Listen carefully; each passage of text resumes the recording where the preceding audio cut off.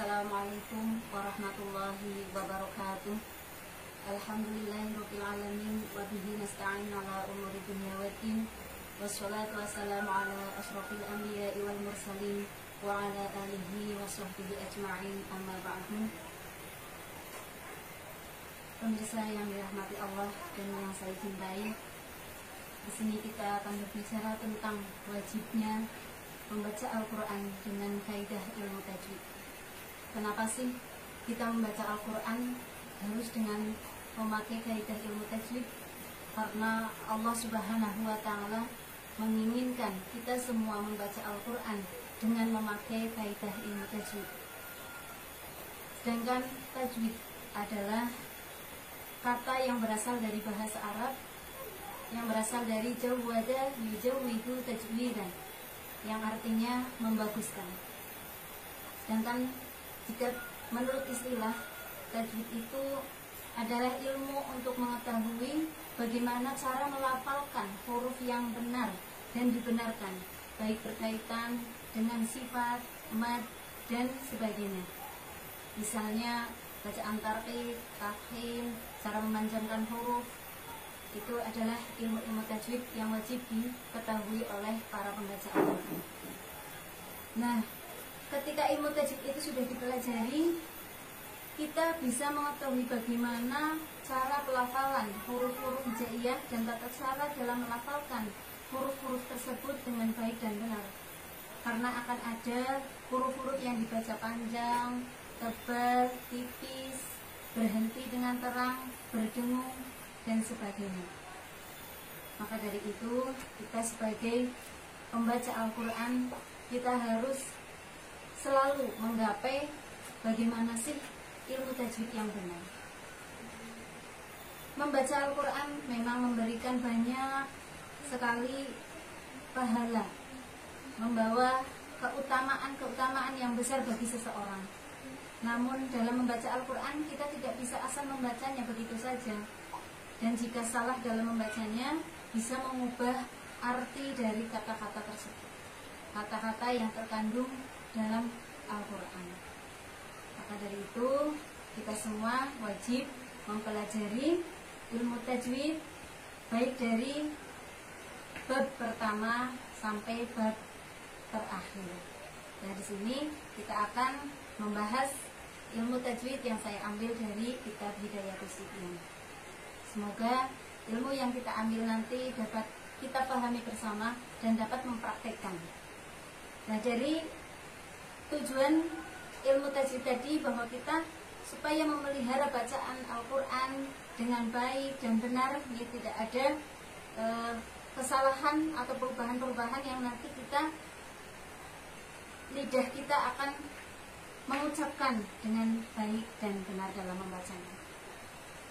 Karena dalam firman Allah, warattilil Qur'ana tartila, bacalah Al-Quran dengan tartil, secara tartil.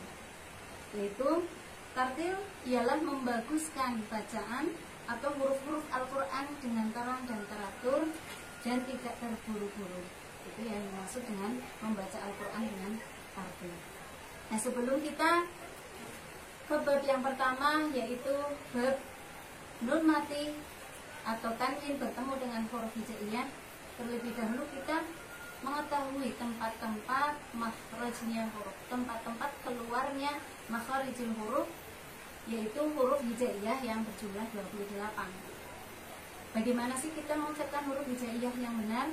Yang ada halqi, lisani, syafawi, jawfi, dan khazumi. Misalnya halqi itu huruf hijaiyah yang dikeluarkan dari tenggorokan. Itu ada tenggorokan bawah, tenggorokan tengah, tenggorokan atas. Yang keluar dari tenggorokan bawah misalnya huruf hamzah dan ha. A, ha, itu huruf hijaiyah yang keluar dari tenggorokan bawah. Yang keluar dari tenggorokan tengah huruf ain, ha. Jadi mengucapkan ain itu bukan a, bukan bangdu, bukan tadi ba'du. Atau juga ha, bukan ha. Alhamdulillah, bukan alhamdulillahi rabbil alamin. Nah, yang dikeluarkan dari tenggorokan atas misalnya huruf ghain, kha, itu keluar dari tenggorokan atas atau yang disebut dengan keluarnya makhraj halqi. Nah, kalau keluarnya makhraj lisani, yang keluar dari lidah, huruf hijaiyah yang keluar dari lidah itu huruf of. Nah, pangkal lidah dengan langit-langit yang lurus di atasnya. Sedangkan selanjutnya huruf kaf, pangkal lidah dengan langit-langit yang lurus di atasnya, agak keluar sedikit dari makhrajnya of. Kaf, kaki kubak, kaki kubak, kaki kubak, kaki kubak, oqi kubak, oqi kubak. Jadi berdekatan makhrajnya. Dan huruf selanjutnya yang keluar dari lidah ya, shin, jim. Ya, shin, jim. Jaji, jubaju, jaji, jubaju. Jadi tumbas jajan, bukan tumbas jajan. Ja. Lidah bagian tengah dengan langit-langit yang lurus di atasnya, itu huruf ya, shin, jim. Sedangkan huruf dot, salah satu tepi lidah dengan geraham atas, menempel dengan geraham atas. Dot. Do di du bau, do di du bau, do di du bau, do di du bau. Itu huruf dot. Terserah mau geraham yang sebelah kanan atau yang sebelah kiri. Selanjutnya huruf lam. Huruf lam itu yang keluar dari lisan atau lisani. Selanjutnya huruf nun, huruf ro, huruf ta, dal, to. Huruf ta, dal, to itu satu sifat. Ujung lidah dengan pangkal dua gigi yang di atas. Terus huruf za, sin, shod. Jadi yang huruf lam sendiri, huruf nun, ujung lidah dengan gusi atas agak keluar sedikit dari makhrajnya lam. Selanjutnya huruf za, sin, shod itu yang keluar dari lidah. Ujung lidah dengan rongga antara gigi atas dan bawah dekat dengan gigi bawah. Selanjutnya huruf sa, zal, zo. Sa, zal, zo. Ujung lidah di antara gigi atas dan gigi bawah. Itu makhrajnya satu sifat huruf tiga itu, tapi sama di lidah. Yang selanjutnya makhraj yang keluar dari syafawi, dari bibir. Huruf fa, bagian tengah dari bibir bawah dengan ujung dua gigi yang di atas. Itu makhrajnya. Dan juga makhrajnya wawu, mim, dan ba. Ini kedua bibir atas dan bibir bersama-sama. Ini bibir atas dan bawah itu bersama-sama melekat ya. Mim dan ba. Kalau mim dan ba harus direkatkan. Tapi kalau huruf wawu agak merenggang sedikit. Wawu. Ba, mim, wawu. Ini tapi sama pada bibir.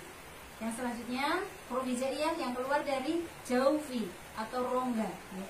Itu makhraj yang ketika ada alif sukun, ya sukun, dan wawu sukun. Berarti bacaan mad. Bacaan mad itu bertempat di rongga. O, lu, terus bi itu bertempat di rongga.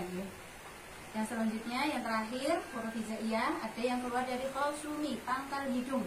Nun dan mim yang ditasdid itu dari pangkal hidung. Ini pangkal hidung adalah tempat keluar gunnah. Misalnya inna, thumma. Nah itu pemirsa, itu huruf hijaiyah yang keluarnya makhraj dari ada yang khasum, ada yang lidah, ada tenggorokan. Itu insya Allah kalau kita praktekkan akan mendapatkan huruf hijaiyah yang sempurna. Karena kita wajibnya berusaha dan mencari ilmu. Setelah mencari ilmu, kita berusaha mempraktekkan membaca Al-Quran dengan baik dan benar. Nah, sekarang kita memasuki bab yang pertama dalam kitab Hidayatus Sibyan. Itu biasanya ada syair. Syair yang pertama yaitu Alhamdulillahi wa shollallahu rabbuna ala nabiyil mustafa habibina wa alihi wa sahbihi wa man qara wa hakafi bajudina tanqurira samaituhu Hidayatus Sibyani arju ilahi ghayata ridwani ahkamu tanwinin wa nunin taskunu inda hijai khamsatun tubayyanu. Itu bab yang pertama. Kalau kita mau mempelajari atau berbuat kebaikan apapun, kita mau mengawiti segala apapun perbuatan kita awali dengan membaca hamdalah, basmalah, dan sholawat supaya kita mendapatkan ridho dari Allah Subhanahu wa taala, mendapatkan ilmu yang bermanfaat, kefahaman dari Allah Subhanahu wa taala. Nah, setelah itu kita masuk ke babu ahkami tanwini wa nunis sakinati. Babu utawi iki iku bab ahkam tanwini kang nerangaken pira-pira hukume tanwin wa nunis sakinati lan nun kang mati. Kita pertama membahas tentang tanwin dan nun mati. Apa sih yang dinamakan tanwin?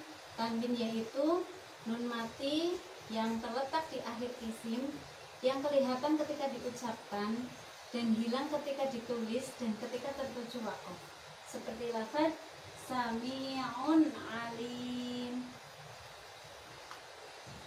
Nah, di sini ada waqaf, ada tanwin, tanwinnya menjadi hilang. Sami'un alim. Tapi ketika diucapkan Sami'un, nah kelihatan. Nah, apa sih nun mati? Sedangkan nun mati yaitu nun mati yang tetap ketika diucapkan dan ketika ditulis juga tetap ketika tertuju waqaf. Seperti lafaz nahnu min ashabiman. Ketika tertuju waqaf kelihatan. Nah, selanjutnya kita tanazum ahkamu tanwinin wa nunin taskunu indal hijai khamsatun tubayanu. Ahkamu tanwini utawi piro-piro hukume tanwin wa nunin lan nun taskunu kang mati apa nun indal hijai nalika ketemu huruf hijaiyah iku khamsatun ana 5 tubayanu kang diterangkan apa 5. Nah, sini hukumnya tanwin dan nun mati ketika bertemu dengan huruf hijaiyah yang 28 itu dibagi menjadi 5 hukum yang terkumpul dalam nazam idharu idghamu ma'al gunnati aw bi ghairiha wal qalbu wal ikhfaraghaw. Idharu sewiji wacan idhar, idghamun lan idgham ma'al gunnati sartane brengangeng au bi ghairiha utawi idham tanpa berengeng wal qalbu lan iklab wal ikhwalat ikhwarawaw pada niritaake sapa pura. Lah iki ada 5 hukum ketika ada tanwin dan nun mati bertemu dengan huruf hijaiyah. Yang pertama bacaan idhar. Idhar adalah mengeluarkan setiap huruf dari makhrajnya tanpa mendengung. Seperti lafaz anhar. Anhar mengeluarkan setiap huruf dari makhrajnya tanpa mendengung. Nah, sedangkan huruf idhar itu jumlahnya ada 6, hamzah, ha, kha, ain, ghain. Itu hurufnya idhar. Ketika ada nun mati atau tanwin bertemu dengan huruf hijaiyah yang 6, hurufnya idhar itu harus dibaca jelas. Huruf idhar itu bisa disebut dengan huruf halqi, idhar halqi.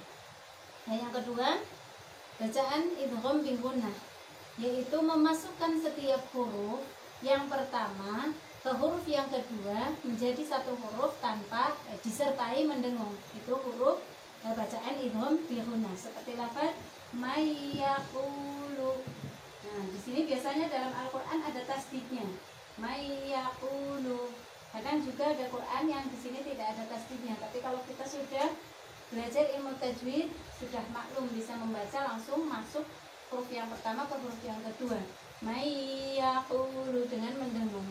Dibaca 1 alif setengah. Kalau matob ini dibaca hanya 1 alif. Kalau ini mayyaqulu lebih panjang dari matob ini. Dan hurufnya itu binguna itu ada 4, ya, nun, mim, wawu yang terkumpul dalam lafaz yanmu. Yang selanjutnya bacaan idgham bila gunnah, yaitu idgham memasukkan huruf yang pertama ke huruf yang kedua tanpa mendengung, tanpa merengeng. Itu seperti lafaz mir rabbihim, mir rabbihim atau min ladunhu. Tasdid di sini min ladunhu. Ini contohnya nun mati bertemu dengan ro, ini nun mati bertemu dengan lam. Kalau tanwin, tanwin bertemu dengan huruf ro, ghafurur rahim. Tanwin bertemu dengan huruf ro, ghafurur rahim masuk huruf pertama ke huruf yang kedua tapi tanpa mendengung. Hurufnya ada 2, lam dan ro. Selanjutnya bacaan iklab. Iklab yaitu itu mengganti tanwin dan nun mati menjadi mim. Ya, misalnya contohnya mim ba'di, nun mati mengganti tanwin, ya. Nun mati atau mengganti tanwin atau nun mati menjadi mim. Mim ba'di, bukan min ba'di, tapi mim ba'di. Nah, yang terakhir, ketika ada nun mati bertemu dengan huruf hijaiyah, yaitu bacaan ikhfa. Ikhfa yaitu menyamarkan bacaan antaranya idhar dan idgham tanpa tasdid, sarana berngengeng, nggak ada tasdid, tapi menyamarkan anfusikum, misalnya ini anfusikum, anfusikum. Jadi idhar, di antara idhar dan idgham, tanpa tasdid, anfusikum. Nah, sedangkan hurufnya ikhfa itu ada 15 yang terkumpul dalam lafaz Sidasana kam jada syakhsun qad sama Rum toyiban sidfitun qam da'dalimah. Itu hurufnya ikhfa. Kalau hurufnya iklab itu hanya satu, ba, tak, ada satu, hanya ba, yaitu dibaca mengganti tanwin dan nun mati. Itulah diantaranya hukumnya tanwin dan nun mati bertemu dengan huruf hijaiyah yang terbagi menjadi 5, yaitu idhar, idgham bigunah, idgham bilakunah, iqlab, dan ikhfa. Dan cara membacanya pun berbeda-beda. Insya Allah kita semua meminta sama Allah SWT semoga diberi kepahaman untuk membaca Al-Quran dengan baik dan benar. Karena Al-Quran hukum mengkaji ilmu tajwid, kalau mengetahui hukum-hukumnya, istilah-istilahnya tentang ilmu tajwid itu hukumnya fardu kifayah. Tapi kalau praktek membaca Al-Quran dengan benar itu hukumnya fardu ain. Maka dari itu keduanya kita wajib mengetahui, kalau kita sudah tahu hukum-hukumnya, berarti kalau kita sudah bisa praktek, berarti kita sudah tahu hukum-hukumnya. Allahumma amin ya rabbal alamin. Semoga kita semua dapat membaca Al-Quran yang mendapat ridhonya Allah. Dan ketika kita belum mahir membaca Al-Quran dengan baik, insya Allah Allah maha mengampuni. Innallaha ghafurur rahim. Selagi kita berusaha mempelajari ilmu-ilmu membaca Al-Quran. Tapi kalau kita sudah tahu ada ilmu membaca Al-Quran, kita tidak berusaha mempelajarinya, kita akan mendapatkan dosa dari Allah Subhanahu wa Ta'ala. Nah, sekian dari saya, semoga bermanfaat. Akhirul qouli wallahul muwaffiq ila aqwamit thoriq. Wassalamualaikum warahmatullahi wabarakatuh.